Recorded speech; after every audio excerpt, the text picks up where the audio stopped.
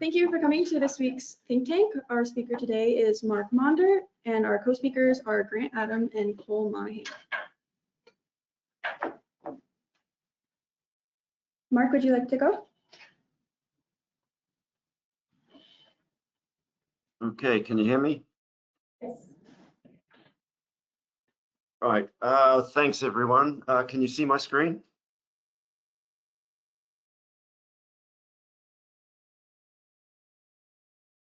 I hope so. Okay, so today I'm going to be talking about modeling selectivity in fisheries stock assessment.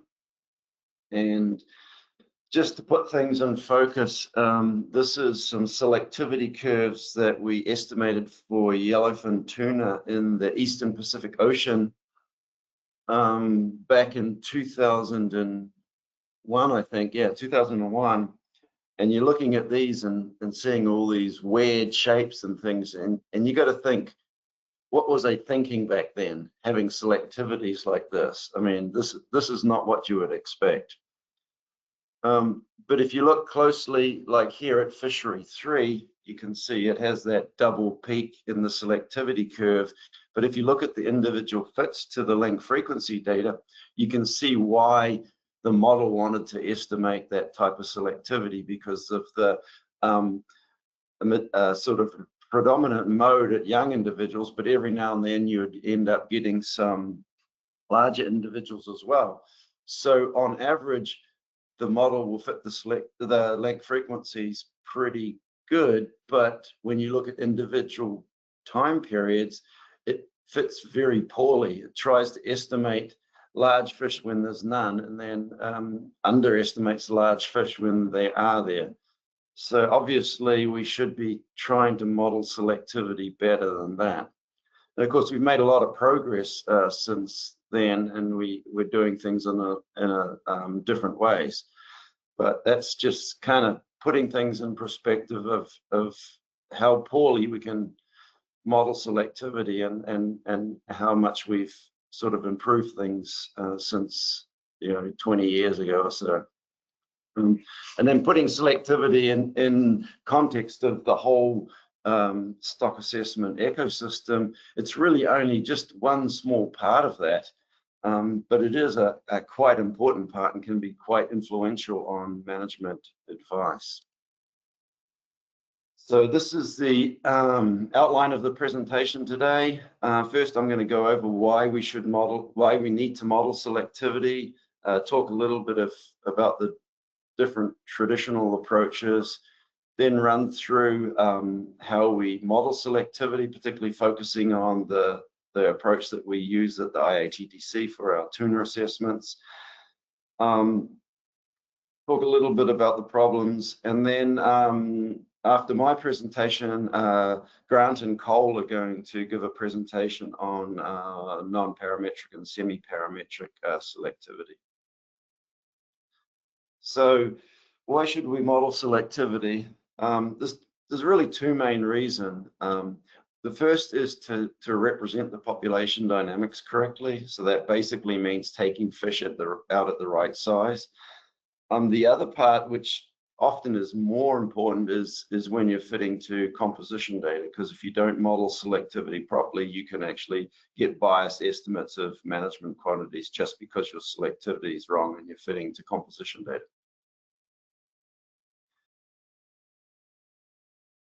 Okay, so to illustrate this, I'm going to use a tuna example for big-eye tuna in the Eastern Pacific Ocean. This is work that Haikun has been doing at the Tuna Commission for his assessments. And there's really two main fisheries. There's the longline fishery, which catches large fish, and the purse seine fishery that catches small fish. And you can see here in the figure on the right that the distribution of the catch between those two fleets changed over time. So early on, majority of the catch was coming from the longline fisheries, but as the purse seine fishery on floating objects expanded, then a majority of the catch started to come from the purse seine fishery. So it went from an adult fishery to a juvenile fishery.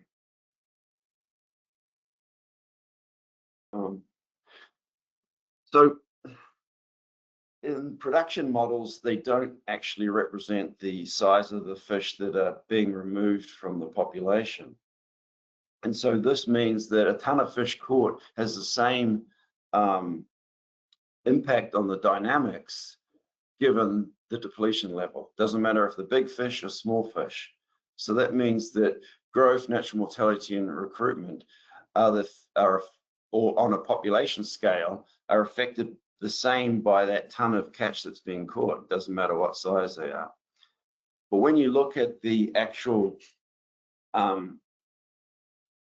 those processes, you can see here on the left-hand side, I'm representing growth there. So this is the growth curve, or a couple of growth curves from the big eye tuna assessment. And then I have illustrated here the age distribution of the purse seine fishery and age distribution of the longline fishery. And you can see here that the small fish are growing a lot faster than the old fish. And so by taking out fish either at a young or an old age, you're actually impacting how the growth is interacting on the population dynamics. And the same thing for natural mortality. And so this is females and males, and it's age-specific natural mortality. And again, you can see here that the natural mortality is higher for young fish than it is for old fish. So again, depending on what size fish you're removing from the population, that's going to impact the population's scale natural mortality rate. Similar for the stock recruitment relationship.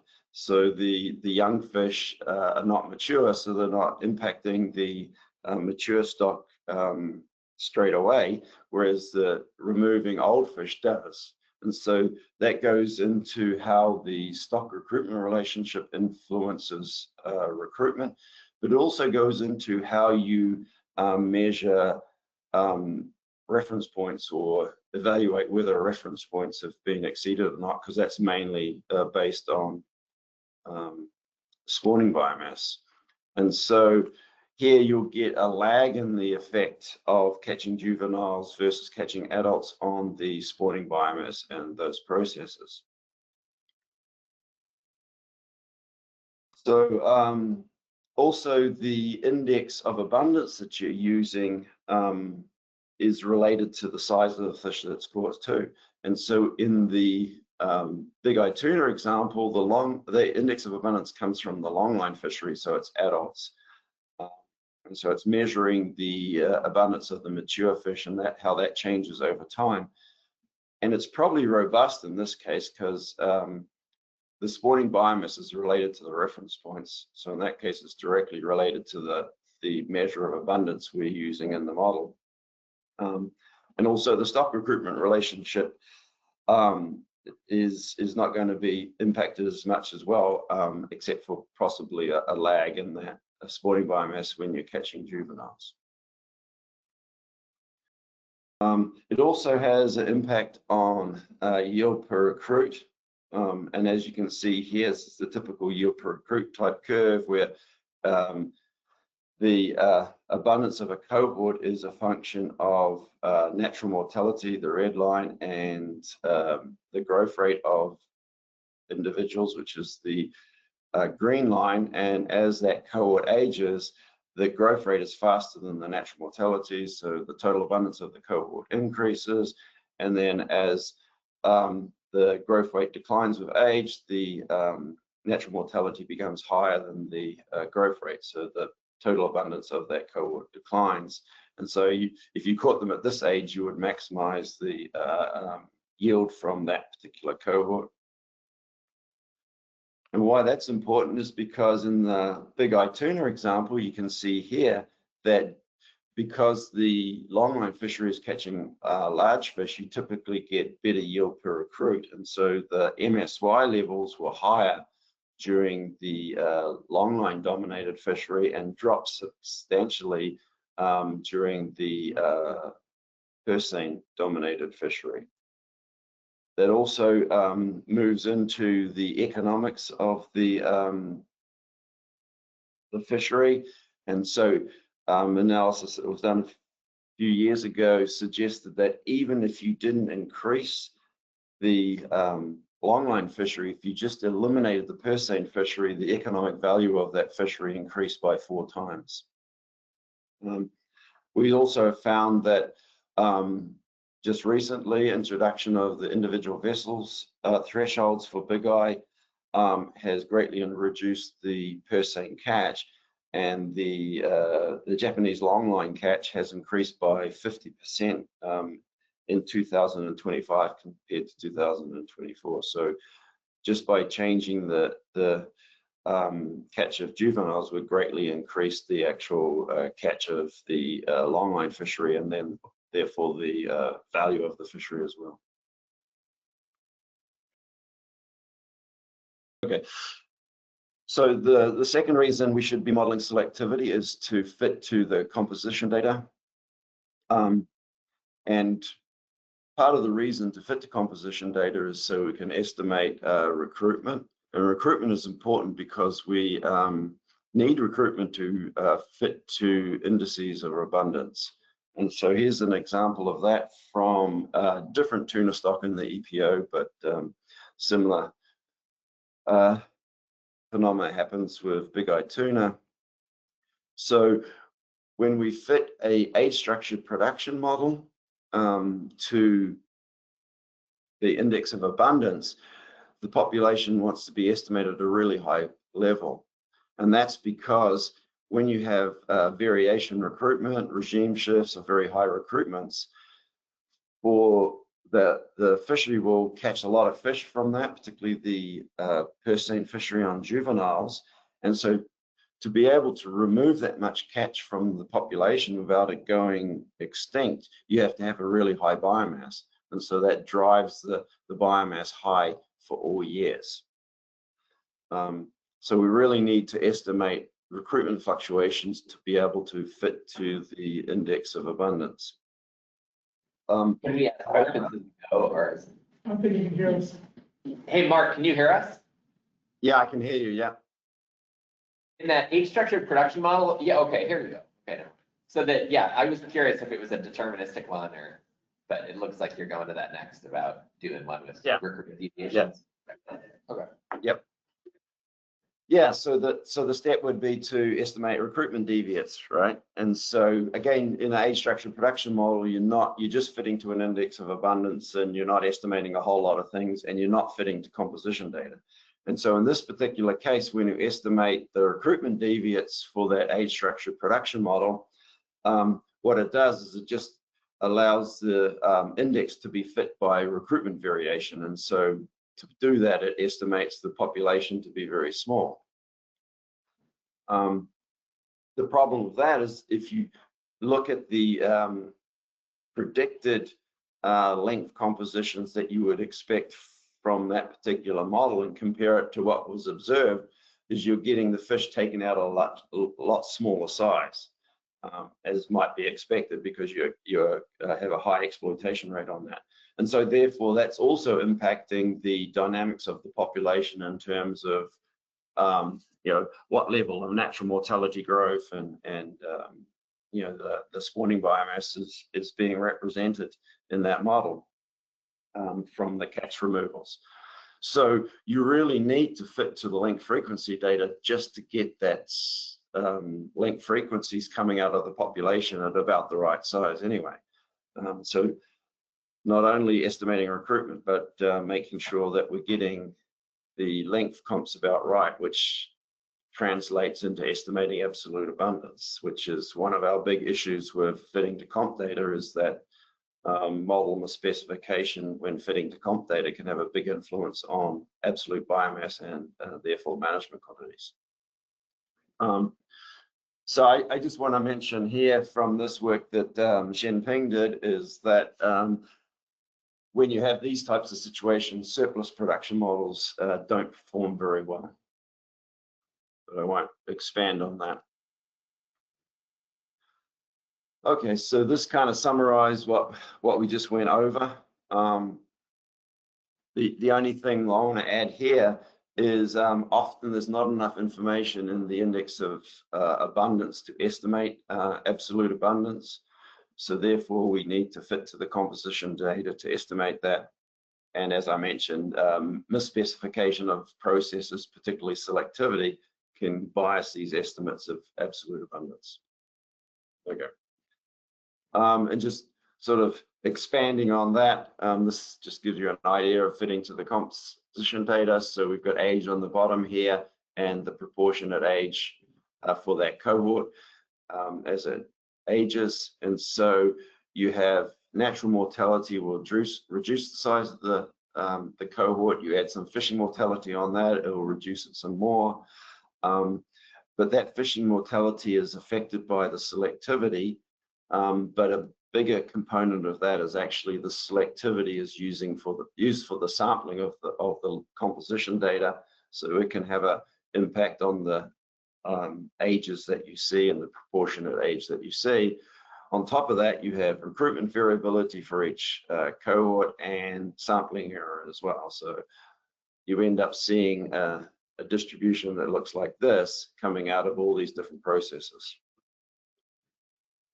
So one of the big things about misspecifying selectivity in terms of estimating absolute abundance and management quantities is the whether you have dome shape or asymptotic selectivity, and that's because fitting to the oldest fish in the composition data often has the most influence on the estimates. And so this is just an example from big eye tuna, where we assume that one of the fisheries either had an asymptotic selectivity or a dome-shaped selectivity.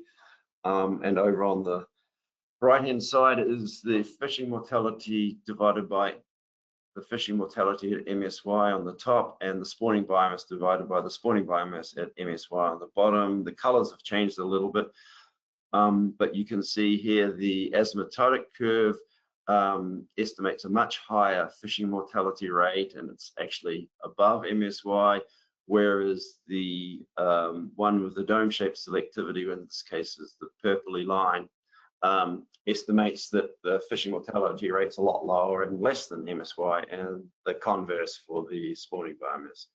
So you can see there, yeah. What fishery is this? Is that for? This is the longline fishery that catches the large fish. Okay. Okay, so you can see that specifying selectivity correctly can be very important in these assessment models. So going over the different approaches that have been used historically, surplus production models, they just fit to indices of abundance, basically. There's no comp data. Selectivity is not explicitly defined, so the fishery selectivity kind of equals the survey selectivity that kind of equals the spawning biomass, and all catches coming out of that selectivity. It's not exactly like that, but that's kind of what it implies. Cohort analysis, which uses the composition data, it assumes no error in the catch at age data. So it fits to the sampling variation. So it has a lot more variance in its selectivities and other processes. And fisheries are usually combined into a single catch at age data set. And selectivity is basically infinitely flexible and time varying. And of course, auxiliary information is used to, like CPUE is used to estimate current biomasses and things like that. So the main thing there is that cohort analysis assumes this infinitely flexible time varying selectivity, whereas the statistical catch at age approaches, which are similar to what people use in stock synthesis, or at least basic versions of stock synthesis, it's statistical, so it explicitly accounts for the error in the catch at age data, which is because of the sampling rather than a census of the catch at age. But because the models have simplified, we're going more towards the bias rather than variance in terms of the statistical analysis. We use auxiliary information as well, like CPUE and other assumptions. But for selectivity here, we often assume a functional form that's constant over time, and we have a separability assumption where we have a selectivity curve and then a a time varying scalar on that, which is the sort of like the full fishing mortality. And often we will model each individual gear type separately with its own specific selectivity. We're not grouping it all into a single fishery with a flexible selectivity like in cohort analysis. Okay, so now getting to the IATTC approach. We use the areas as fleets approach here because of differences in the composition data spatially. But we also sort of have some other assumptions about how to define the fisheries and the selectivities that are associated with that. Okay, so going back to this historical assessment where we had flexible selectivities. And so a lot of these are different gear types, but there's also some spatial stuff here. And you can see here that we have some weird selectivity patterns, like forget about the top ones because that's just assumed. We have some ones that look pretty regular and kind of look like what you might expect. However, we have these weird ones where we have double peaks, and we have weird ones where we have, big shoulders on these selectivity curves. So these are things that you wouldn't expect from basic gear selectivity experiments. Like, so if you went out and you did a, whatever, covered cod end experiment or something like that, you typically get, logistic or normal sort of curves for the selectivity. Although we all know that other aspects of the fishery, particularly spatial differences in composition data, when you're combining those areas together, can cause unusual selectivity curves. Right. Okay. So this is the approach that we use at the Tuna Commission currently for defining our fisheries and our selectivities. So one of the main things is that we've moved towards a spatial temporal process of modeling the composition data and weighting that by the catch to come up with the composition data used for each fishery. We assume that selectivity should be regular, which basically means that it should be looking like a double normal distribution. And that also really implies that the composition data itself should look like a double normal distribution as well. We also assume it's important to model selectivity correctly for the fisheries with large catches, because those fish are going to be removed from the population, and so they can have an influence on the dynamics just in terms of what is being removed. Whereas fisheries that catch a small amount of fish, it's really not that important that you remove those at the right size for the population dynamics, because their impact is going to be quite small. So first of all, we separate out fisheries by gear and fishing methods and things that are quite obvious that they are fishing in a different way and therefore catching different sized fish. Then we further divide those fisheries by area, season, or other characteristics using classification methods applied to the composition data. So this is a way to try and separate out fisheries that we don't know sort of just by the first principles that they'll be different, but they are different due to spatial factors and seasonal factors. And so once we've done that, fisheries that don't have regular composition or selectivity, we either further evaluate splitting those into more fisheries, or if we can't do that and make them regular, then we possibly downweight the data for that, the composition data for those fisheries. And then as far as temporal variation goes, for fisheries that have good composition data and for fleets of large catches, then we'll model some kind of temporal variation. And typically we do this by time blocks just because that's the practical approach. We don't model temporal variation for fisheries with limited or poor composition data, and we downweight those fisheries as well. So we have a flow chart that we use that basically describes what I just went over then, which we use for defining our fisheries and our selectivity and our data weighting approaches. And Haikun's got that in his, I guess, his big eye tuna assessment report. Right. Okay. So now the question is, Mark? Yeah. Yeah, real quick on that, when you said on the 2 slides earlier that you're doing a classification and analyze, are you doing like some sort of statistical analysis on the composition data to determine selectivity, or are you just putting this into a model and seeing what the selectivity looks like and then making those decisions in the flow chart? So yeah, so we put the composition data into our regression tree model to group the composition data by factors such as area and season, and then so that's breaking those out, and then we look at those length frequency distributions to see if they look regular. If they look kind of weird, like it has long shoulders or double peaks or anything like that, then we try to think about how we can split those up further. And I think Haikun has a R library that you can use to do that.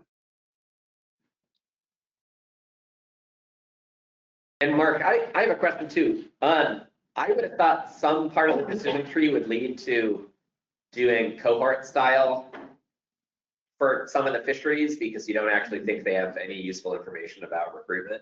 Like if you've got a fishery that's sort of just chasing fish, you know, chasing the strongest cohort, for instance, you'd have to model super flexible selectivity to get any information out of it. You want to comment on why you don't, why you're sticking with this sort of modeled selectivity instead of the cohort kind of method for all of the fleets? Okay, so we'll get to that later. I mean, that's kind of one of the big components of the presentation, is that our approach is to do it this way. So you kind of getting rid of those problems by separating all the data into fleets, whereas Anders's method is sort of like combining it all together. And so the semi-parametric approach will is sort of halfway between those, and hopefully the data will tell you which way to go. And so that's where Cole and their presentation is going to talk about a little bit too. But I'll also get more to that at the end of the presentation here. Are you going to talk about splitting fishery stuff too? Because I think one question I have on that is, do you consider management issues? You know, it's like, oh yeah, we split fishery to solve a statistical problem, but it could raise a lot of management issues. Yeah, so that's one of the reasons why you might actually have fisheries as well, is because you're going to use that fishery somehow to define management action. So you need to split it out, and whether you do that in the assessment or you do it post hoc is a decision that needs to be made. Yeah, but I'm not going to talk about that specifically in this presentation. Okay. So anyway, so in this approach, we need a nice smooth selectivity curve, because that's kind of what we're making an assumption.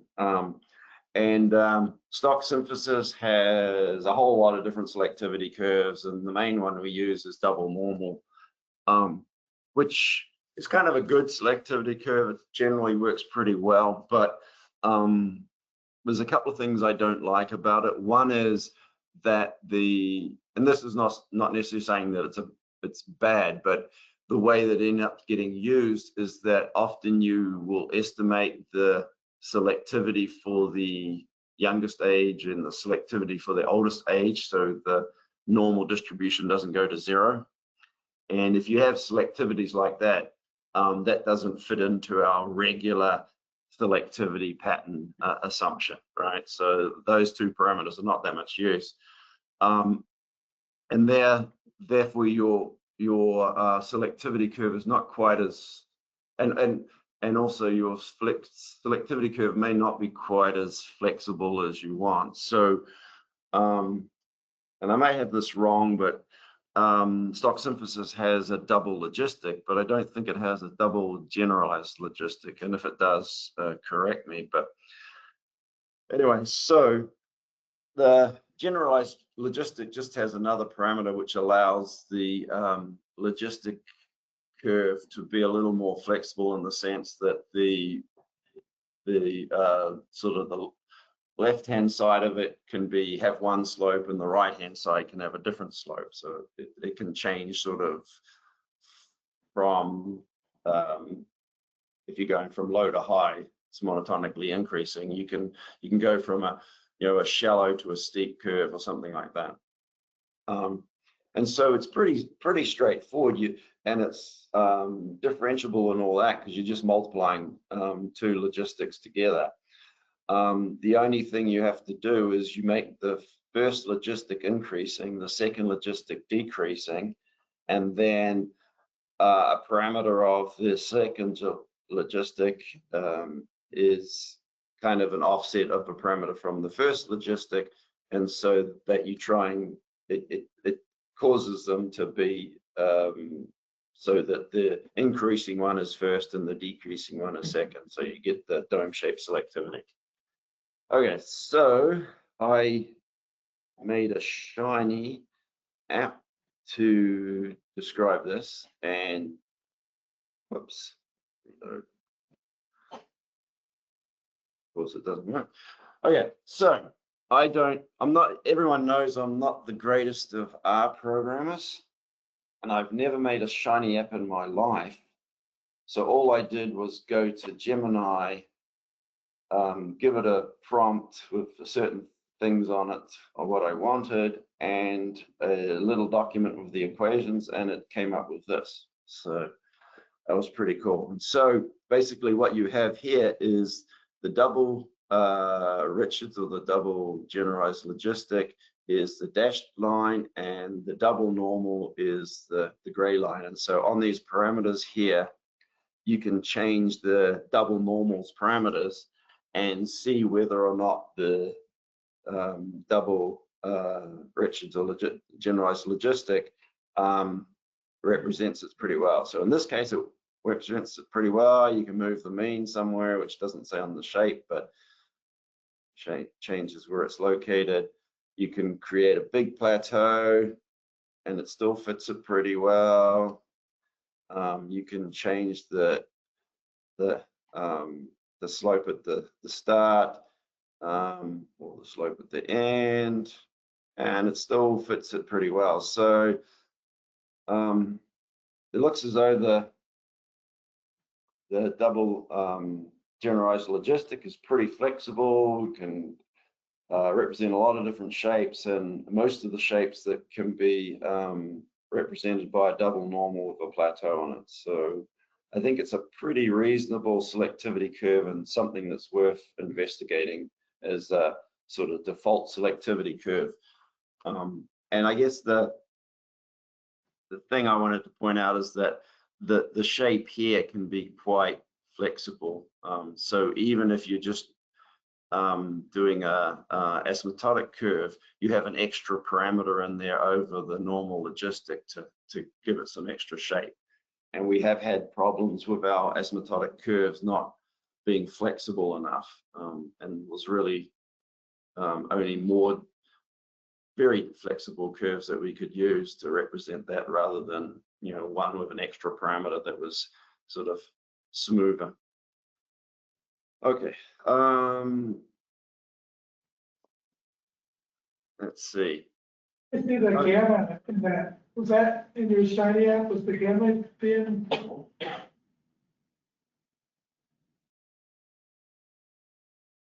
I didn't quite hear you there, Jim. Yeah, just if the gamma was being used in the Richard. The gamma down there. That's why I think the gamma is, what is it? What is the gamma? It's the shape parameter.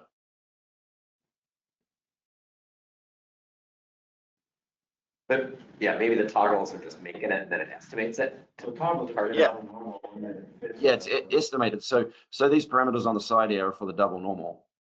And then this is just the equation. And so the gamma is one of the parameters that's estimated to fit to the double normal. So it's that shape parameter of the generalized logistic. And so it's that gamma parameter there. Okay. So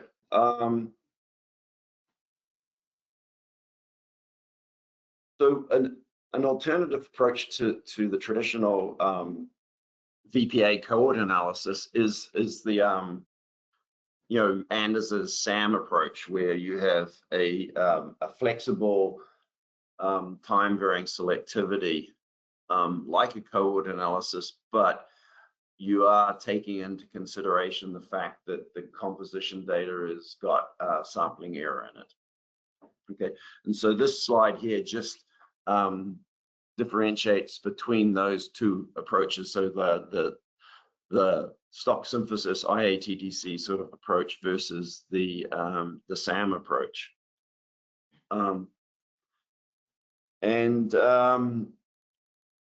There's a few differences here that I haven't mentioned before, and one is that the SAM approach is typically fit to catch at age, not to composition, not to length composition data. Although there is sort of some approaches that do the length comp data,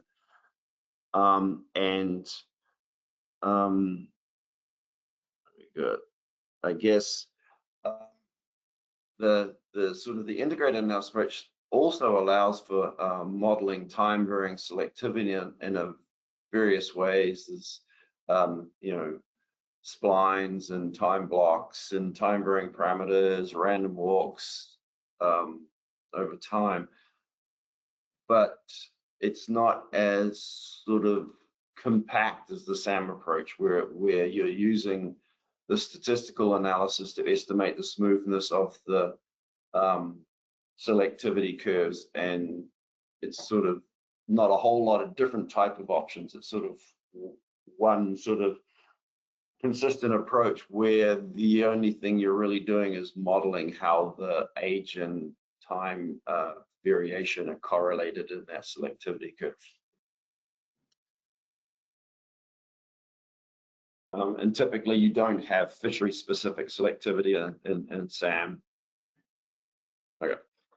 So this is just the paper where it explains that, and there's different ways of modeling that correlation between age and time for the selectivity parameters. So thinking about these two different approaches, there's some trade-offs.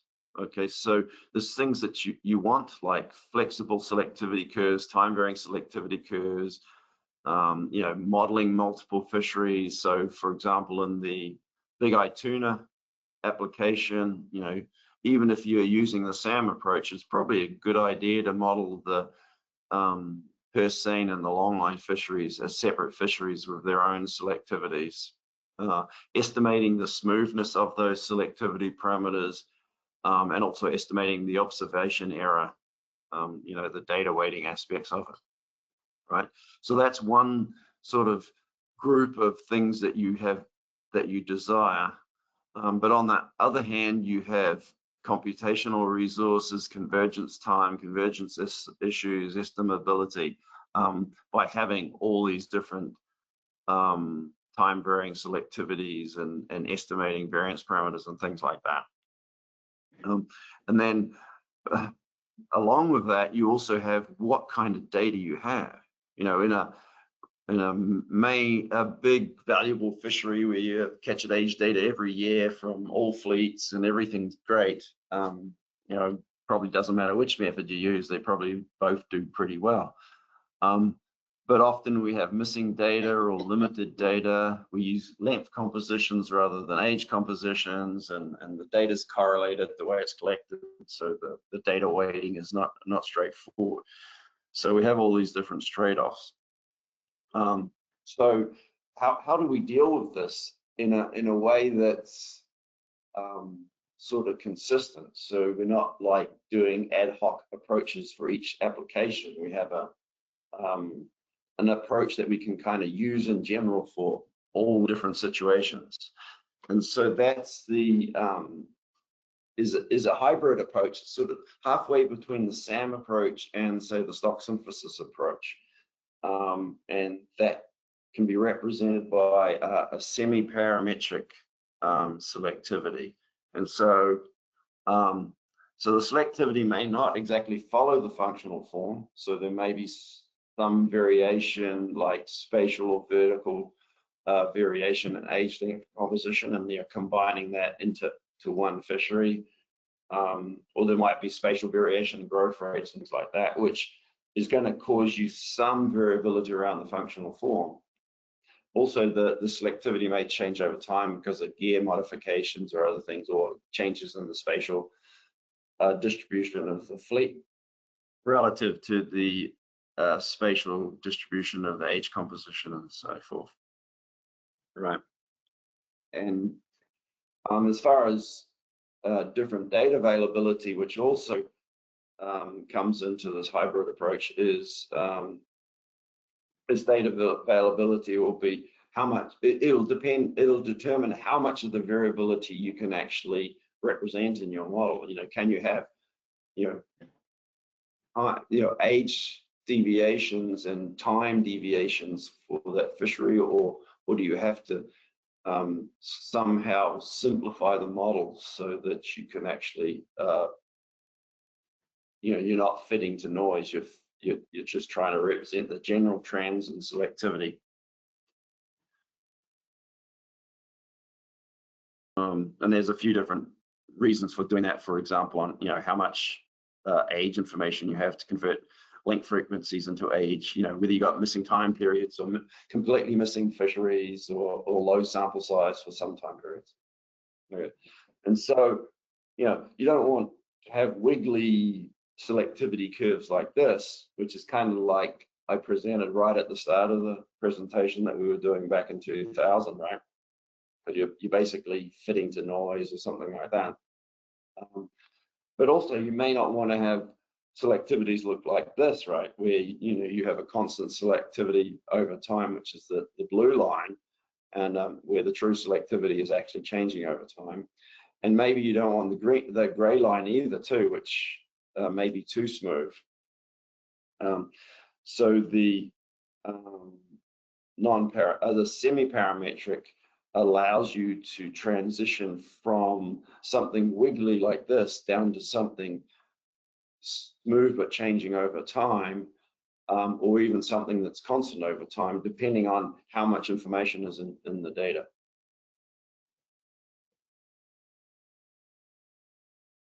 So the deviations around the parametric curve could be with age and with time, and this is what Grant and Cole are going to talk about.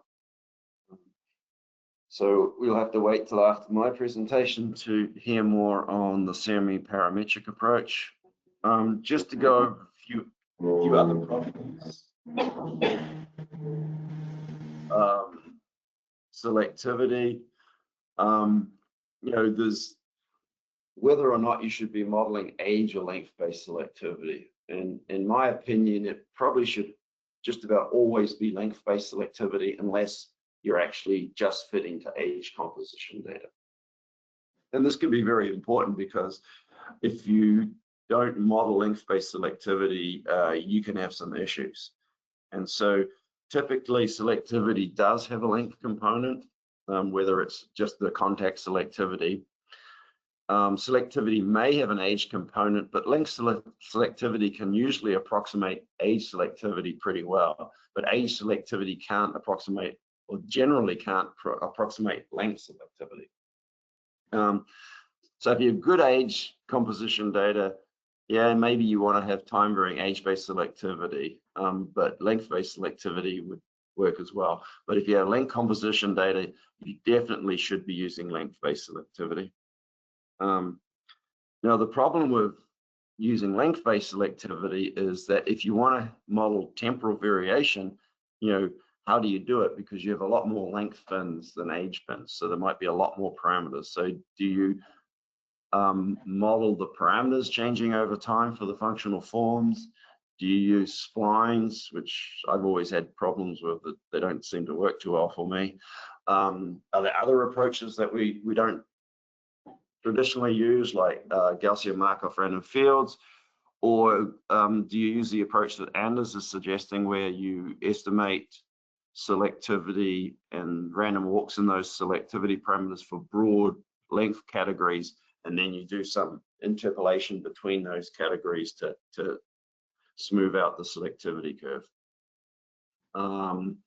Asymptotic versus dome-shaped selectivity is an important one because it can have big influence on the results. And some fisheries just intrinsically have dome-shaped selectivity. Those are pretty easy to deal with. The issues that we generally have are spatial patterns causing the dome-shaped selectivity, but we found that doing the spatial temporal modeling of the composition data may overcome a lot of those issues. And then, so there's a few ways we can try and deal with that, but I'm not going to cover those, I think. The other thing is whether or not we're going to use the composition data to inform absolute abundance. And so this comes into how we model selectivity and whether it changes over time and is asymptotic or dome shape, particularly for surveys, which we want to provide information. And also because in a lot of cases, the CPUE data is actually not that informative on absolute abundance. So the composition data is really the only place we get our absolute abundance information from. And so do we really want to do that? It's also for informative fisheries, fisheries that are fairly regular in their fishing methods and things like that. And so we can kind of treat them like a survey. And so the selectivity is more constant over time. So in these cases, do we model constant selectivity, and do we have a sort of a smooth functional form type selectivity?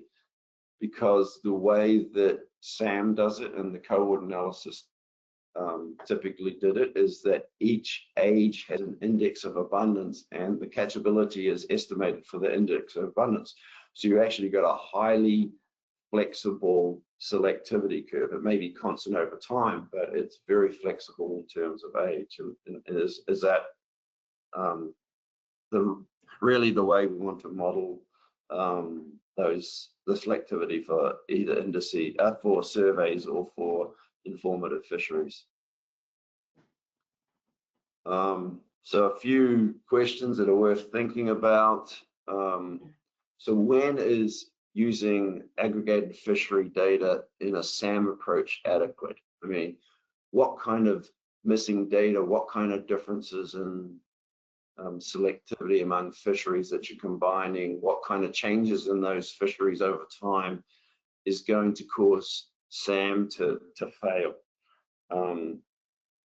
I think Anders, and I think it might have been Tobias or might have been Casper, has a paper where they investigated that for some fisheries, and the SAM approach tended to work pretty well in those cases. So I'm not sure when SAM failed. And also, if you do want to model multiple fleets, like in the Big Eye example where there's completely different selectivities, either because you think it's the best way to model it, or because you want to separate them out for management advice and stuff. How many fleets is it possible to estimate in the SAM type approach, you know, given computational time, convergence issues, or estimating variances of multiple selectivity curves? How do you model the length-based selectivity? I mentioned that before. Another thing is when to start the model. So, you know, the SAM code analysis approaches tend to start from when you have good composition data. But if you do that, you might lose information from the CPUE data about depletion level and therefore possibly absolute abundance as well. And so do you want to model the stock from an earlier period where there's no composition data? And then you go back to say, well, in that case, does SAM work? Because, you know, you're trying to model selectivity where there's no composition data. And so does SAM just make constant selectivity from the start of the composition data go back in time? And how does that influence estimates of uncertainty and things like that? Okay. And one thing sort of wanted to point out, it's you know, came up again a couple of weeks ago at the bluefin tuna meeting, and it might be related a bit to Thorsten's question about the treating some fisheries as cohort analysis. And this is, so how do you combine functional form type selectivities with cohort analysis where you're taking fish out at a known, you know, a known catch at a particular age?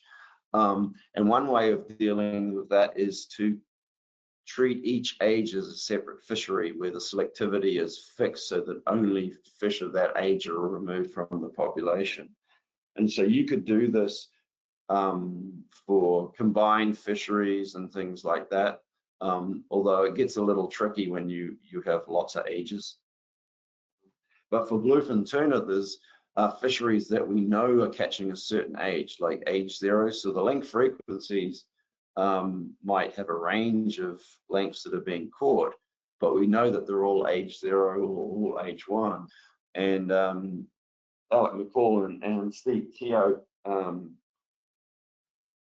did a paper where they came up with a method that they treated each of these, and also some fisheries that caught multiple ages, as each age is a separate fishery. And so therefore you could take the fish out just at that age. So that's one approach to deal with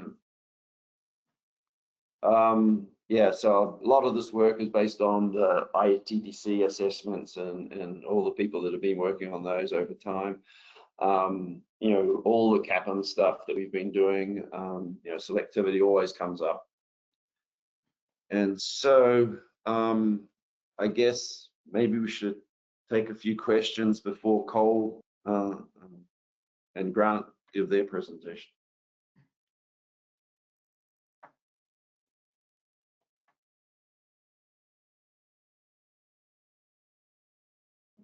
Hey, Mark, you mentioned that you can't approximate length-based selectivity with age-based selectivity. Can you go into an example or some reasons why you think that you couldn't approximate a length-based process with an age-based selectivity?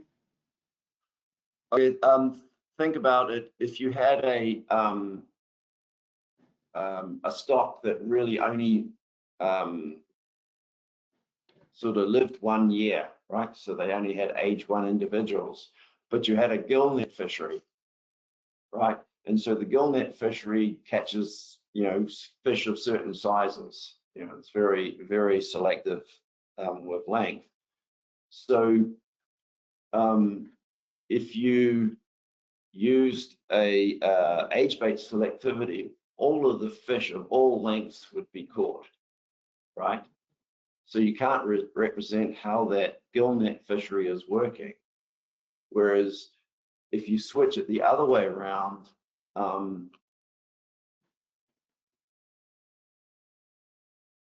it's fairly easy to use a length-based selectivity to approximate age-based selectivity, particularly on how we convert from age to length in the models.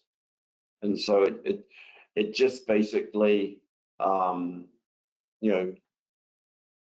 approximates an age-based selectivity anyway. Yeah, I had the same question, and what I was thinking was that that statement was about the process, as opposed to, I think, and maybe you could answer this, I think you could have length data and still have age-based selectivity, so long as the process could be adequately modeled with ages. Yeah, so if the processes are completely age-based for selectivity, then yeah, age-based selectivity will work, right? But in general, the way gears work, there is some kind of length-based selectivity, like gill nets, trawls, they all have, a certain size fish can go through the mesh, and so you're going to have some selectivity, particularly at the small sizes. But even long lines, the same thing. If the hooks are too big, then some, the smaller fish have less likely to be caught, or sometimes big fish can, break off or avoid the long line, being caught on long lines and things like that. So in general, there is a length-based selectivity component to all our selectivities.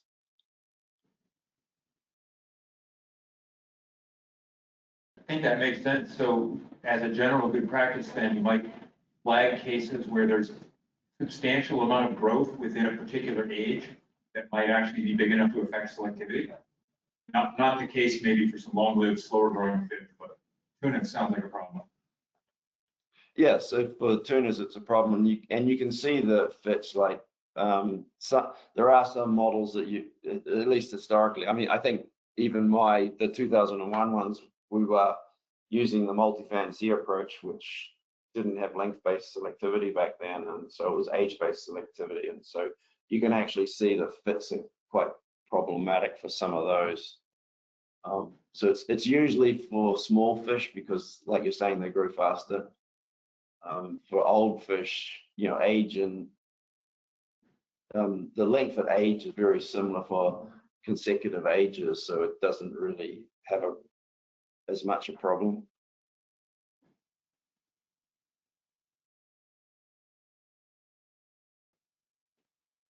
We also have a question online. Nicholas Fish asked, any considerations for using model output or diagnostics to aid in these decisions?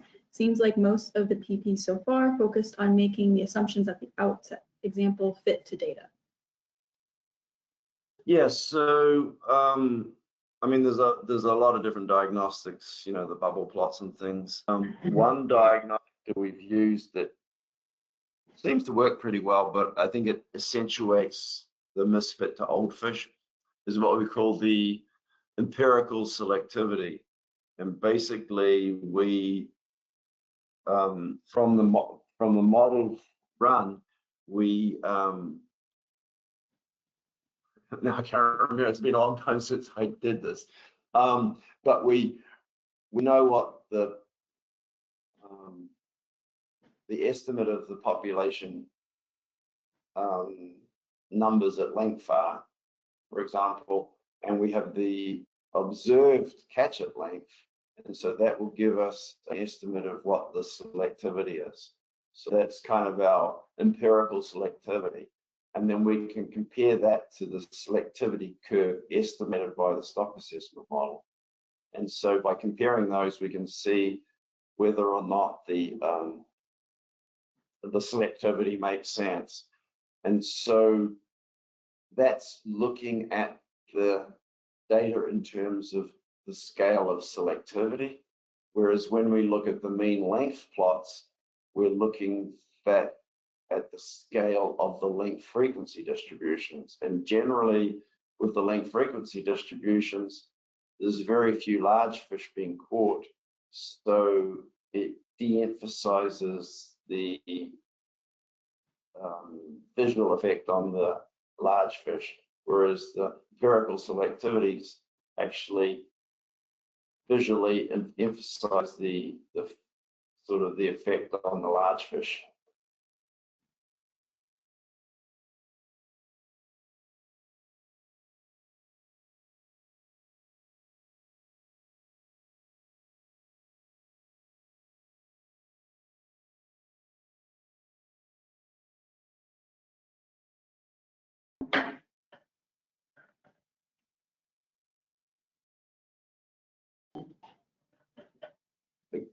I guess if there's no questions, we can move on to Grant and Cole's presentation.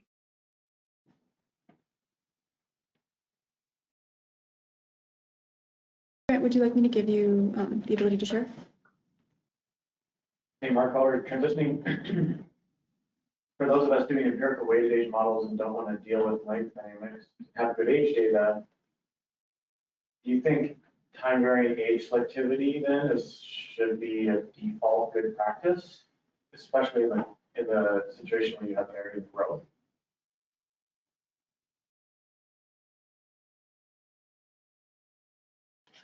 Yeah, the time varying growth is kind of an issue. Also, spatial varying growth is an issue. And I guess there's a trade-off between whether you have a spatial model or model using selectivity. And Yeah, so, yeah, I mean, I think that, I mean, my default assumption is that we should have, for fisheries, not for indices, we should have time varying growth, time varying selectivity by default for them.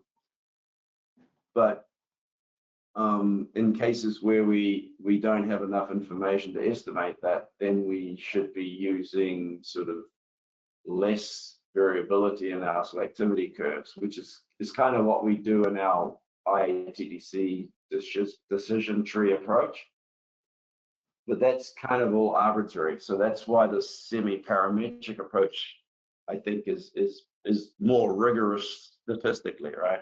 And so that's part of the goal of this presentation, is to get people's input on, you know, whether or not we can come up with some semi-parametric approach which is general and can work under different data situations.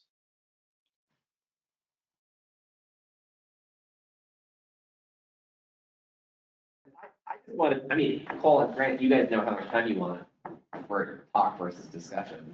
Jump in, but I guess in the Alaska Center case, like in my Goa planting have, you know, like I don't know why more people don't do that cohort style, you know, just like ignore selectivity, fishery selectivity entirely. So Yeah, that's what we do for it's- southern bluefin. But yeah, For some fisheries where it's just not the data and it's not that big a deal, we just subtract yeah, those ages, they're deleted. yeah. And you can, I mean, you can do that just with a matrix of F's and, you know, without having to deal with the subtracting, leading to negative. I mean, it's easy to fit, is all I'm saying, with the matrix of F's. And, you Doesn't know, that that's, even though that there's no observation errors? What if you have aging? yeah, totally, it does, it does. But the idea is not to mess around with stuff that doesn't matter so much, at least for the southern bluefin case, where it's like, we don't really need the selectivities, we don't really need the recruitment information, we just need to make sure that the catch is removed. And it's usually not a big component. The line of logic I think that Mark was using was that you do that in cases where you want to get the fish out of the right age category. Yeah, But if you have an appreciable amount of aging error, then it seems like you can't go all the way to the extreme. yeah. Because you know those aren't the right age categories to take the catch on. I mean, I feel like I, you know, like watching the Bering Sea cod assessment, like chase data conflict, like who gives a shit chasing data conflict on the fishery comps if you've got a good survey? I don't disagree. Here,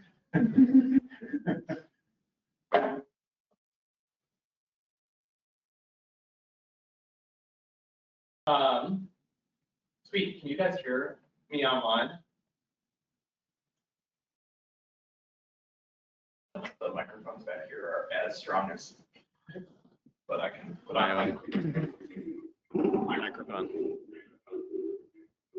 And hopefully this doesn't create a reverb.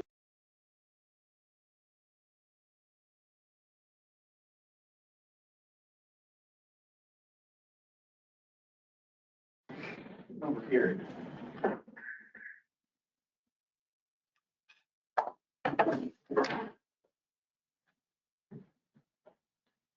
Okay, sweet.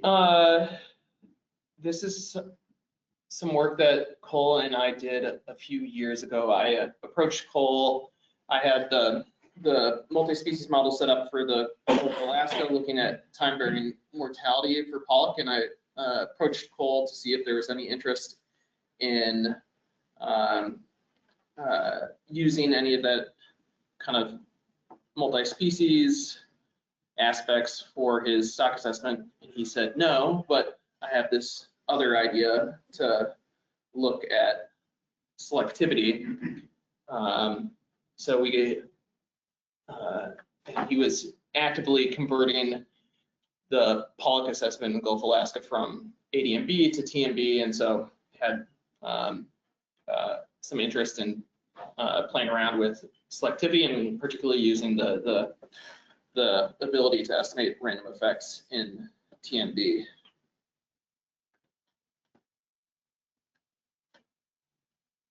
And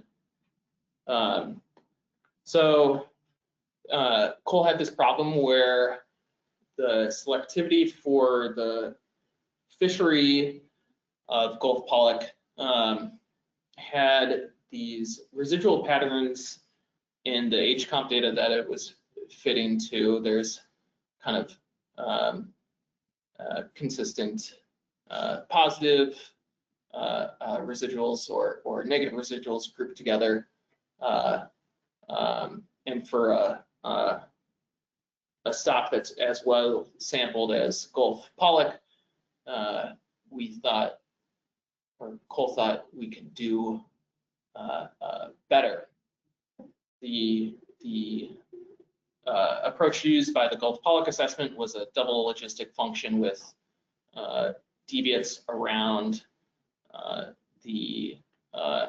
I think both the ascending and descending parameters of the double logistic function, and they assumed like a standard deviation of 0.1 or 4 times 0.1 depending on the parameter, and I think that was selected by Martin years ago, probably doing a likelihood profile, I guess, if he. I think he just by eye. So it's just to clarify, it's deviations on like the ascending slope and the ascending inflection point. So at upper ages, it's constant. So it's really just allowing the model to move around through younger ages. Okay, so it's not the descending bits as well. Just the ascending, yeah. And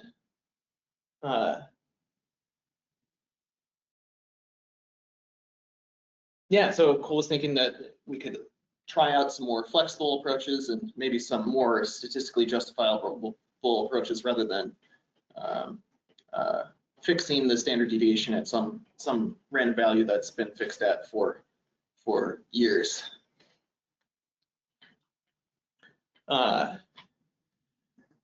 And one idea we're also playing around with is that, currently in Alaska, you to derive the management device and to derive the reference points folks use, you assume that future selectivity is the average of the past 4 or 5 years.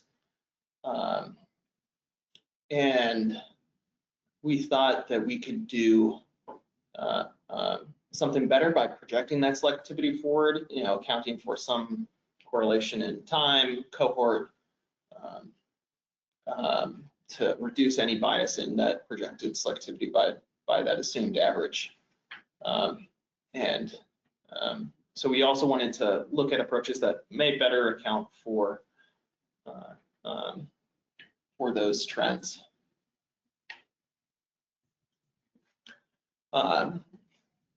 Mark covered this a little bit, or actually a decent amount, but looking around at some of the other regions and how they parameterize selectivity in flexible ways. WAM has this 2D AR1 setup among many others.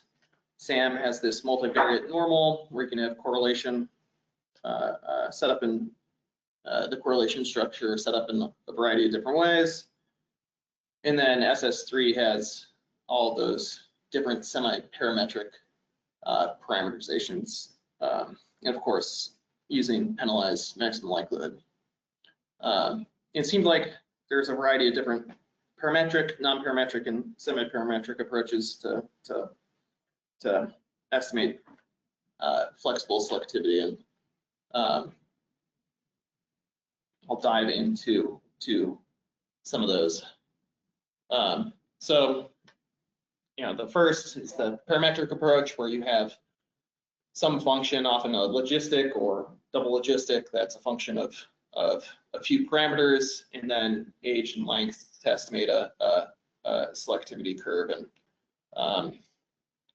you can have those parameters be time varying to make it a time varying parametric function, or not, or have it be time invariant.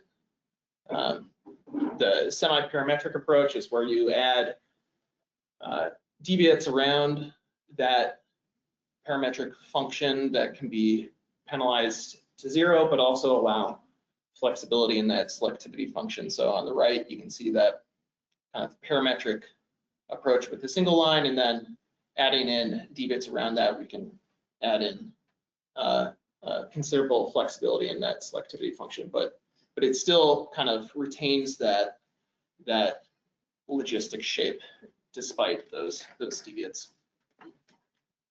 And then the non-parametric approach, where parameters are estimated for each age, each year, each length. You can set it up in a variety of different ways, and it can create a variety of different shapes. Whether or not those shapes are reasonable, I think is up to each analyst, and often folks use some sort of multivariate normal. Jim came up with a cool time-varying non-parametric approach that penalizes the second difference, I think, right, Jim? But it depends. I mean, the second and third differences, if you want regularization. So third difference will kind of regularize towards a dome, and second towards linear. Yeah, so there's a variety of different approaches here. Cole, anything you want to chuck in there? No, I don't think so. Tick.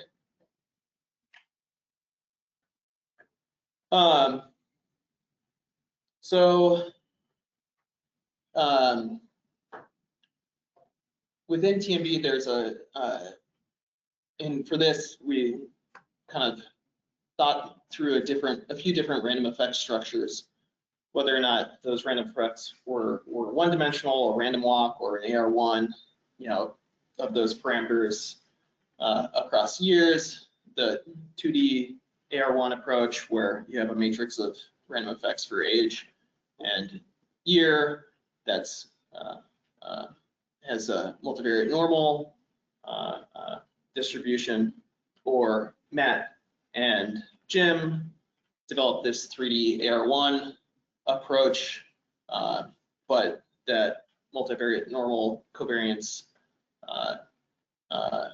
includes correlation across ages, years, and cohorts. And they came up with two different versions, a marginal and conditional variance approach, and you know way more about it than I do. So if you have anything to add there. Can I add one thing? When I talk about this, people are usually confused. We call it 3D is a little bit of a misnomer because the deviates are in 2 dimensions. It's the same matrix of deviations. It's rather that instead of parsing the structure and the covariance of those age by year deviations, by age and year, you have a third partial correlation by cohort. So the deviations are the same, it's that the structure of the covariance is different, and you can extract partial correlation by cohort, which is kind of the coolest bit about it. And we'll see what that looks like later. That's one of the better performing models. But yeah, it's not 3D in the sense that there's a third set of D's, third dimension of D's for cohorts. And the one other thing I'd say is it's just a nested submodel of DSEM. So like the DSEM stuff gets you at as interface. Yeah, and the nice thing is all these different setups had code that we could steal and easily copy into Cole's Pollock model to test them out. So we came up with a few different candidate models that we wanted to explore. The first was, time invariant double logistic. And then the second was what we call the par divs, essentially the approach used by the stock assessment, where you have double logistic but random effects on the initial slope and inflection point. But in this case, rather than assuming the process error is 0.1, we estimate the variance and assume those deviates are random effects. We also looked at the 2D AR1 and then the two different setups of the 3D AR1,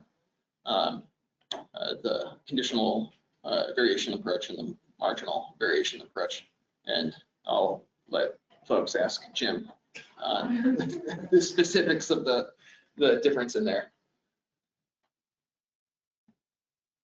So yeah, we have these 5 different setups, a variety of different fixed random effects. Variance is that we coded up in the Pollock model, and the parametric approach would be model 0, the constant, where we have a parametric function. The semi-parametric would be that par divs approach, where we have a parametric function with random effects in it or around it. And then the fully non-parametric are those 2D AR1s and the 3D AR1s. And just to note that you tried semi-parametric and it didn't work well. Oh yeah, I forget what I tried. That's why we go from 1 to 7. There's a bunch of models. It's been 3 years, and so I forget all of it. Yeah. But we were definitely interested in trying some approaches, and they just didn't work. Yeah. Why didn't they work? I don't remember. Maybe, I think they converged, but they just were sucked. nonsensical.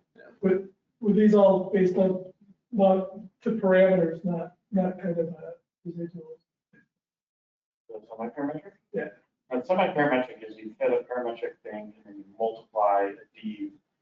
So instead of parameter varying, you take the curve and multiply it by d. It's not Sorry, obvious. between 1 and 7, were they parametric? They were semi-parametric. They were, we tried a bunch of different things. We're only showing these 5. Right. One of the ones that we tried, that Mark highlighted, was semi-parametric. It just didn't kind of work well. Would you then consider the par divs approach semi-parametric? I feel like it's kind of like a blurry line because you have the random effects in there, so you have a lot of flexibility. I don't think so, because it's still a parametric curve. But yeah, if you set all the divs to 0, the semi-parametric and time varying parametric are the same. So in that sense, there's an intersection. Yep.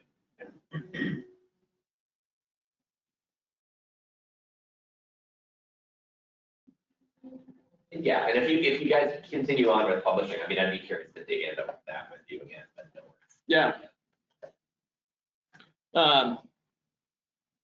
And I think this is kind of where I don't have a good catchphrase, but I think this is the one thing we can code up all these different selectivity models, and I think the challenge here is how do we select and validate which one works and makes sense for us. And so we thought through a few different performance metrics and kind of selection criteria. The first being do our composition residuals show a better fit to the data? Do we remove that persistent residual problems that or residual patterns that we had? Similar, looking at marginal AIC, do the results fit the data better? This doesn't account for the random effects, but I think Jim has a new code to better calculate AIC to account for random and fixed effects that would be worth looking at. And also looking at, do these alternative models reduce model misspecification? Looking at retrospectives, is our estimates of biomass more stable under these alternatives?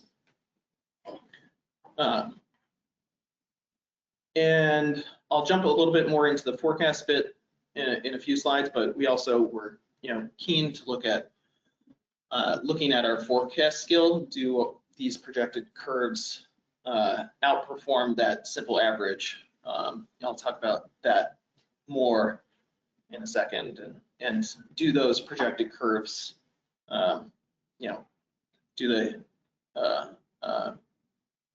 do they seem reasonable? Before you change up for that one, could I? Yeah. Maybe some, like your bullet number 1 there, for me, I don't know if that is, I think the number 1 thing to do is to make sure the aggregate residuals fit well. If they don't, then I don't think I don't think you should do anything else until that, but I don't know if that's a general agreement. A lot of times you see assessments in there, they don't fit the aggregate well at all, and it should almost be perfect. Yeah.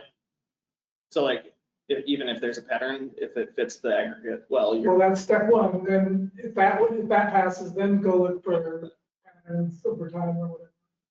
I mean, You're doing like some data weighted average across years. I mean, is that what you mean by aggregate? yeah, the standard one is whatever sample size is used by year. are you thinking like, I haven't, at like SCDNR?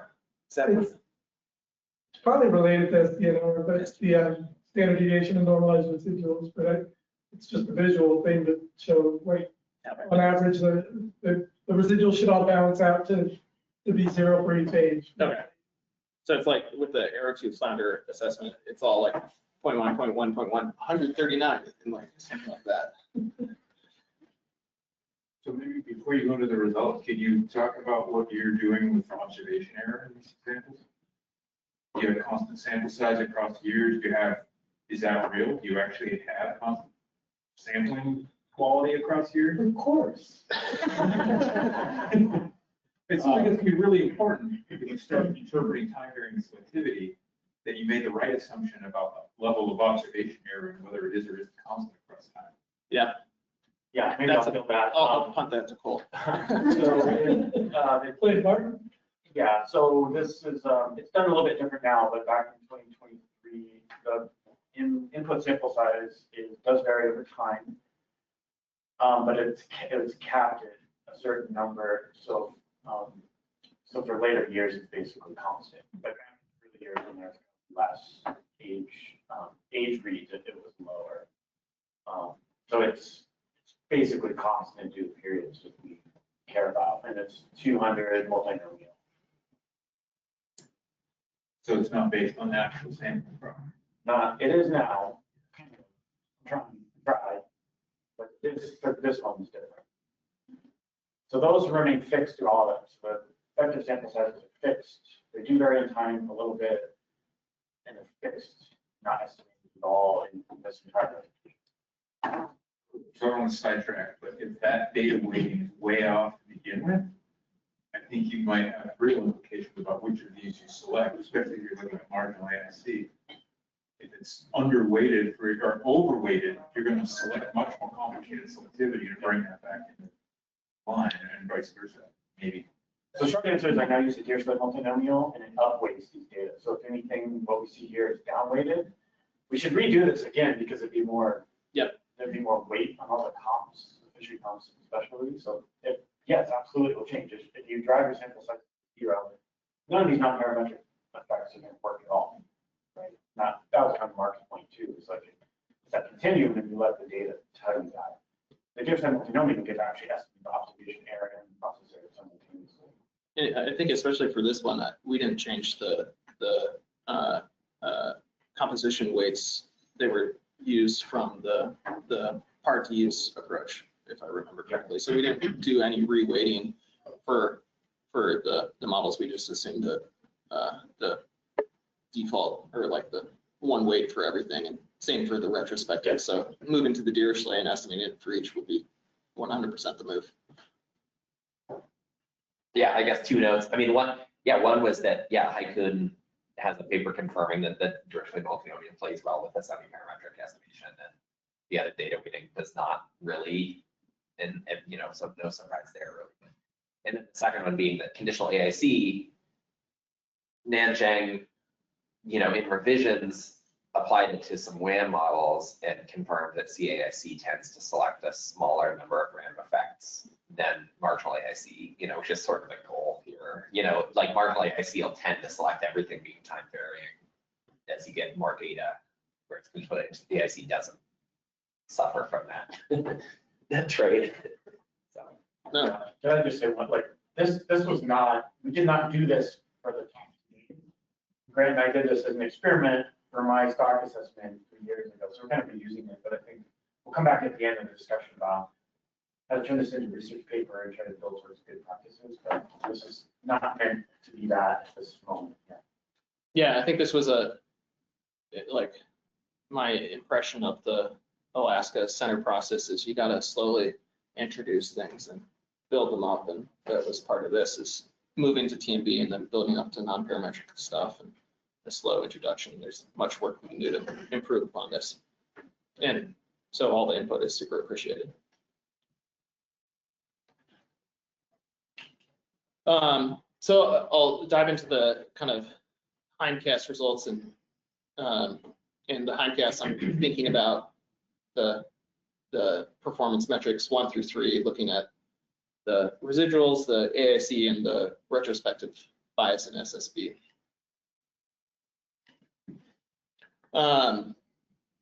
So here's a big ugly table of the AIC likelihoods, number of parameters, and the different management quantities from the 5 different models we looked at. Oh, actually 4, because we couldn't get the 3D AR1 with the marginal setup to converge, and so we excluded it from the results. But looking at column 4 or 5 there, DAIC, the 3D AR1 has the lowest marginal AIC. So that's performance metric 2. So yeah, we're fitting better to the data using that more flexible non-parametric approach. And we've included the parameters from the hyperparameters from the random effects structures of different models. And I think one key thing is that 0.1 from PARDEVs over here that was assumed is off from what the is estimated from the data. So it's something that should be addressed in the assessment. But we're also getting different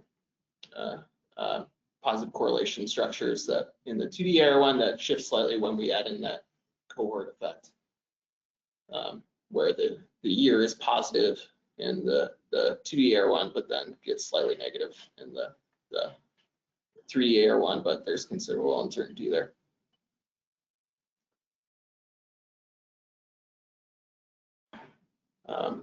Yeah, anything you want to chuck in here? Cool. So you drop the row Y from the 3D one based on that? I don't know, I think that's like one of those, what decision framework do you set up? Do you use like a null hypothesis significance testing? overlaps with 0, do we chuck it out, or do we use the AIC setup, or do we use, like, how do we decide what level of flexibility we want? I think that's the big question in my mind. And that AIC is not corrected for effective number of parameters. It's not. But we can do that now. Again, yeah, we've come a long way in just 3 years, so lots. But I would say, like, that's the first time this 3D like fits any selectivity current model, so it's kind of interesting to see what it does. Yeah, and in terms of output, you know, similar estimates of spawning stock biomass through the years, which is great. There's a lot of data for pollock. There's multiple surveys, so I would not expect this stock assessment to be super sensitive to compared to something that has less data. And then there's some differences in uncertainty in spawning stock biomass, some due to model mismatches between the old A and B model, but generally pretty similar towards the end of the time period across the different T and B models, which is great. I think the model's pretty robust, which I think is good for coal, but still doesn't kind of give us the answer of which selectivity we want. When we look at the different model sets, or the estimates of selectivity coming out of the models, we see kind of similar patterns. Selectivity, you know, we're selecting slightly younger fish in the 2010s across all the different setups. We included the marginal here, even though it didn't converge, just for show and tell. So we get similar trends across the different models, but with key differences. You know, you're seeing those 4 and 5-year-olds being less selected in this 3D Air 1 than they are in the Pardeeves approach. And we'll see that in kind of come to play in these next figures.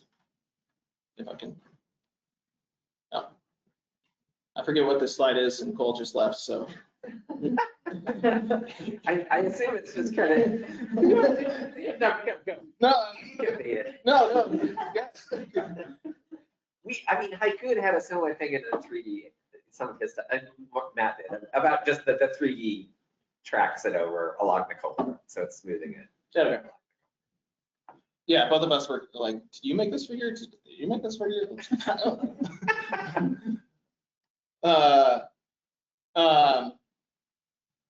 So here's the selectivity at age of 3 of the models through time.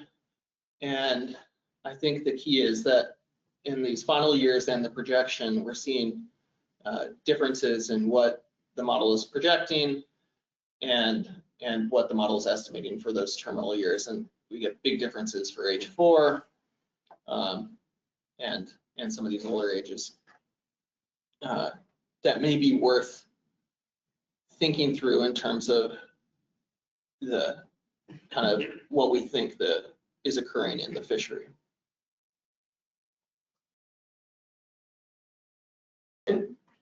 So we're talking about the asymptote here. I mean, you know, if you look at age 4, that looks interesting. And then I just don't think the things that are going on in age 4 are also going on in 6, 7, and 8. I don't think that's right. What do you mean? Just, it seems to me, are you renormalizing, or what's the actual function in it? Given the equations that were on that slide when I was asking about parametric or not, I still don't understand what's happening. Well, yeah, it's Deeves on that logit space. Yeah, and so is that kind of the right process then? this is being applied to fishing mortality, right? It seems like what happens at age 4, given your parameterization setup, is different than what's happening at age 7. Yeah.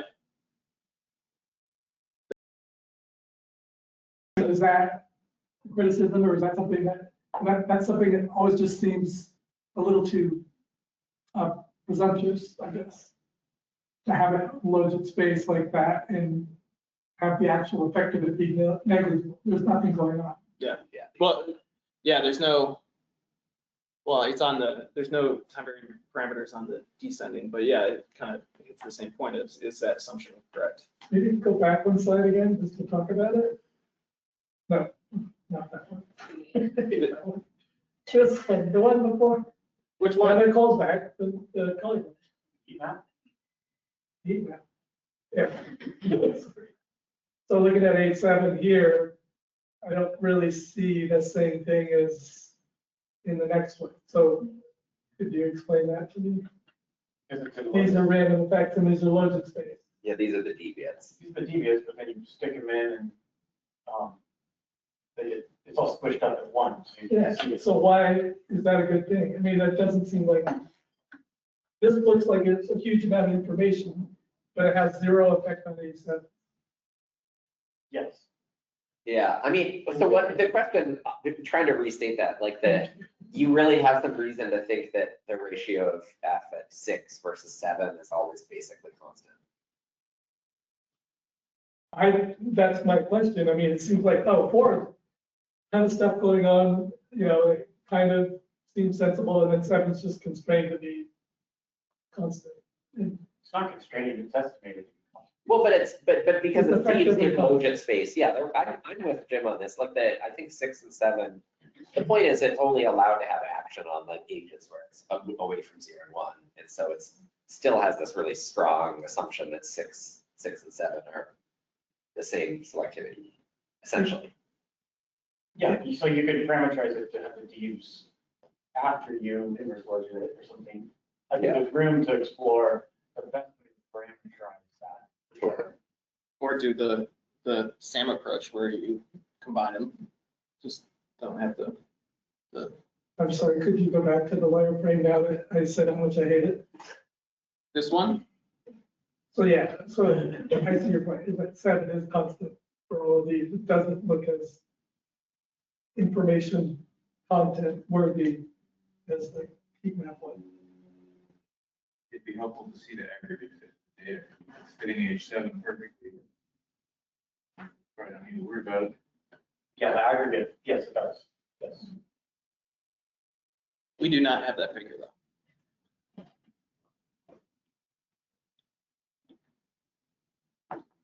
This is the fishery, right? Yeah,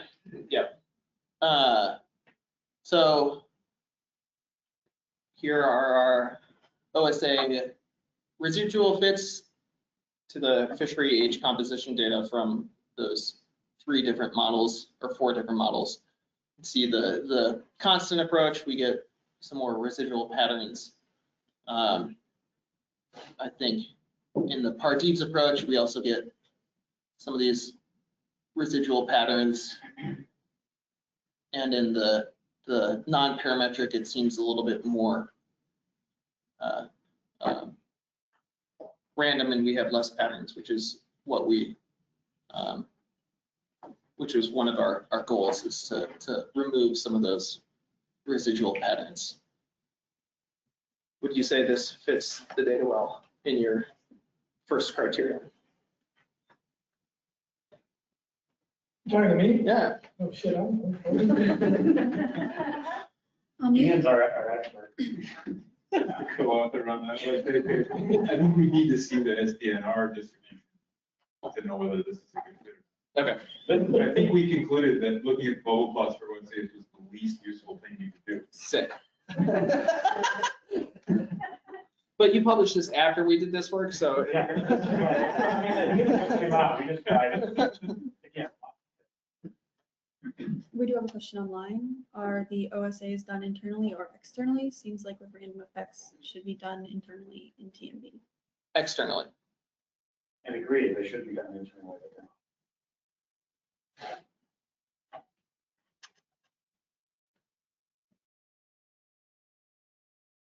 Oh yeah, Cole put little boxes around these to show the issues. Well, I did this whole thing because the review bodies were like, you have a problem with your selectivity, you should try to fix it. That's why the boxes are there. Great success.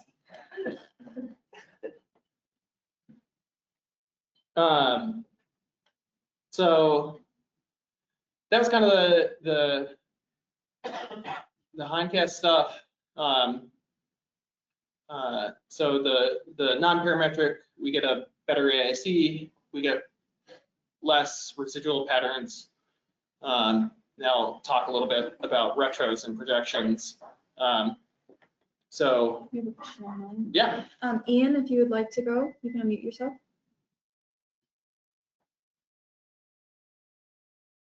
Thanks. Yeah, I guess just to play devil's advocate, at first I totally agreed with Jim Iannelli about the too strong assumption between ages 6 and 7, and that they're not changing over time.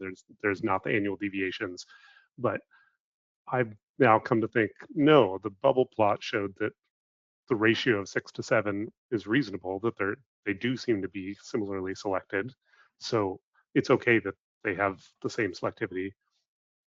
And furthermore, if they were changing over years, then you just have too many degrees of freedom and everything's confounded. So those are the ones that are just sort of held constant across time, and everything else changes around them, and that's fine. There's no problem with that. So if we saw a blue stripe at age 6 and a red stripe at age 7, we'd be worried, but we don't see that. So I think the way it's working is actually just fine.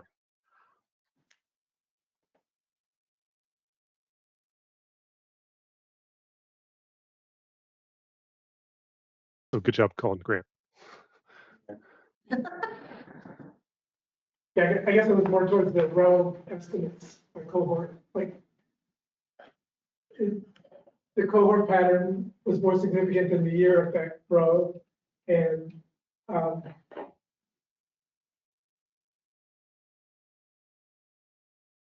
yeah, I guess that's Yeah, where, I get. go ahead. Well, I am curious, I guess it was Cole who earlier said, why aren't more people modeling cohort, deviations and selectivity? And I'm curious what the sort of, for a young cohort where maybe they're spatially different than the fellow cohorts and the fisheries like following them in space, that kind of makes sense. But as they get older, it's hard, like in that orange plot that nobody understood, why would you think a 10-year-old fish, from the 1970 cohort should be more selected than a 10-year-old fish from the 1975 cohort if they're both, or, sorry, no, I said that wrong. I guess for something like pollock, where maybe they only live to 10, this makes sense. But if you had a sablefish where by like age 5, they're asymptotic size, and then they're a similar size for many, many ages, I think you'd make a mistake by using the cohort dimension, because those fish are all sort of similar in size and should be mixed. And so it should just be an annual effect and not a cohort effect. And I don't know if you could somehow have cohort effects when they're young and then annual effects when they're old, but I think this works well because pollock are young. That's my guess. Sorry, I raised my hand again. I meant to lower it. There we go.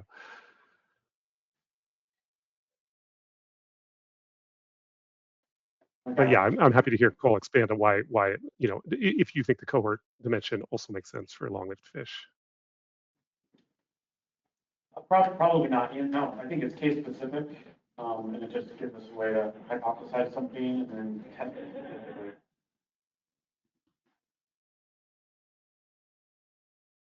it. It is satisfying that both graphs have the big blobs in the same place, so you kind of get to the similar answer either way, as you do here as well. I'll keep moving forward. I know we don't have a lot of time left, and jump into the projections.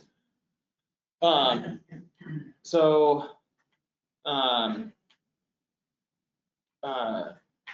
trying to think, so currently Alaska assumes that selectivity of the reference points, and our projections are the average of the last 4 or 5 years. And we thought that we could use some of this information in the correlation structure across years or cohorts to better inform our projections and maybe our reference points. I think there's a decision there of where to put, what do we assume for our reference points versus what do we assume for our projections relative to those reference points. And so we evaluated the performance of projecting selectivity versus using the average, using kind of a retrospective skill testing where we sequentially peeled data, fit the assessment to those terminal peel years, and then projected selectivity forward and compared it to the full model. And one of the caveats is we didn't readjust the data weights, and I think that would be important to do. So it matches our actual process.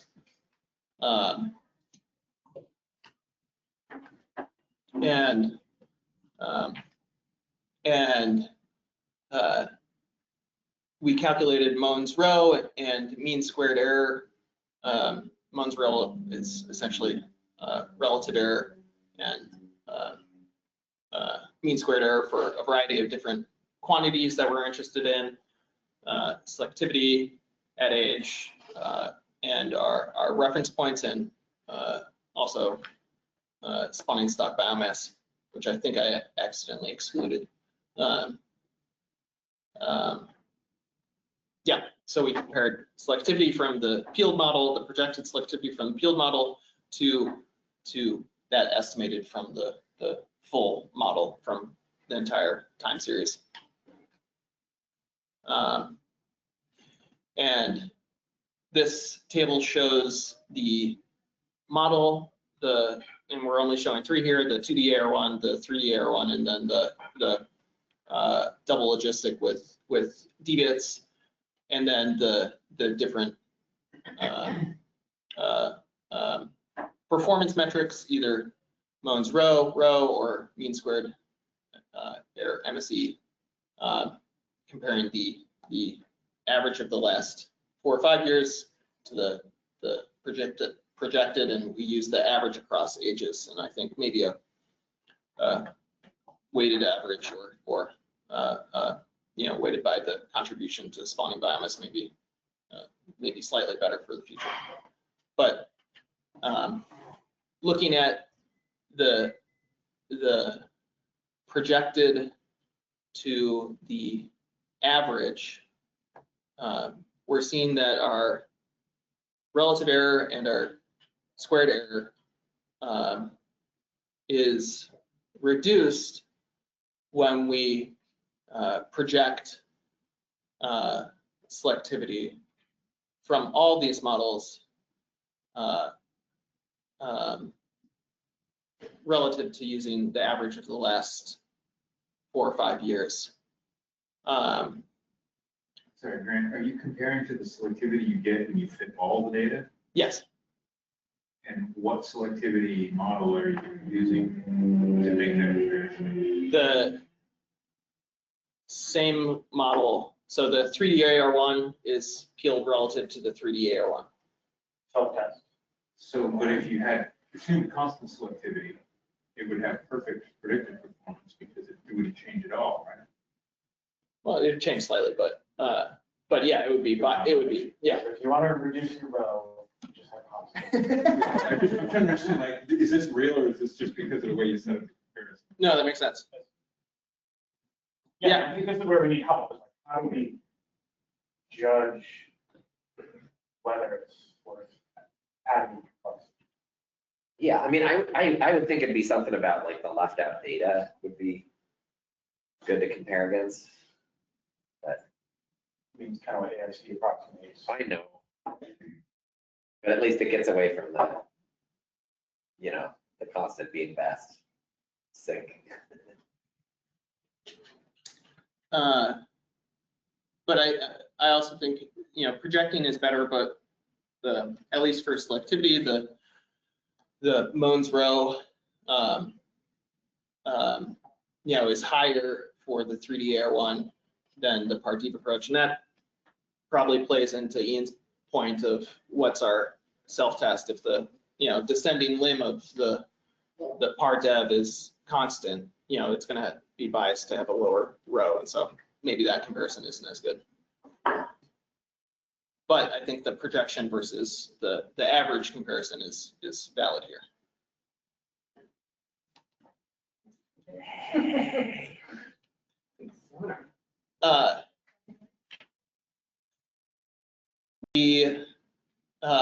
I'll skip this because I forget exactly what we did there. And I think I was also thinking through what are, we're interested in these reference points, and maybe this is something we shouldn't exactly be interested in, but we kind of are. How do we select what selectivity we want to use for our reference points? And depending on the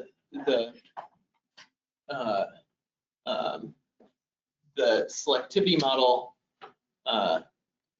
we saw, and whether or not we're using average or projected selectivity, we saw, at least for the 2D air one and the 3D air one, a reduction in both MSE and Maunder row for our ABC recommendation when we used the projected selectivity,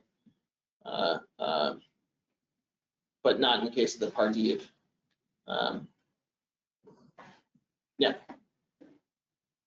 But similar to previously, when you compare the par deep approach to the non-parametric approaches, those non-parametric approaches have higher MSE and Maunder row than the par deep approach, and that again falls into Ian's comment about maybe the comparing them isn't appropriate. I think they have to set up for class. Okay.